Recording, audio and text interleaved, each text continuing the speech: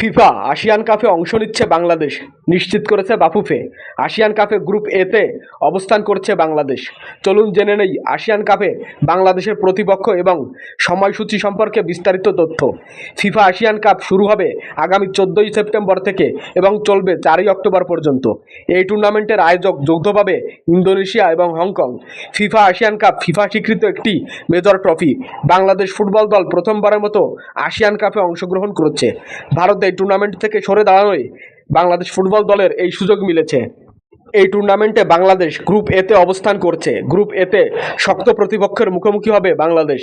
Group এতে বাংলাদেশের প্রতিপক্ষ স্বাগতিক ইন্দোনেশিয়া, শক্তিশালী সিঙ্গাপুর এবং শক্তিশালী মালয়েশিয়া ফুটবল দল। এই উপলক্ষে ইতিমধ্যেই সামিদ সোম, হামজা চৌধুরী, ট্রেভর ইসলামের মতো প্রবাসী ফুটবলারদের অবহিত করা হয়েছে। ইতিমধ্যেই বাফুফে এবং ফিফার সমঝোতা সম্পন্ন হয়েছে। আসন্ন এশিয়ান কাপে বাংলাদেশ প্রথমবারের মতো অংশ নিতে চলেছে। বন্ধুরা, বাংলাদেশ ফুটবলের সকল খবর পেতে আমাদের এই চ্যানেলটি সাবস্ক্রাইব করে পাশে থাকুন।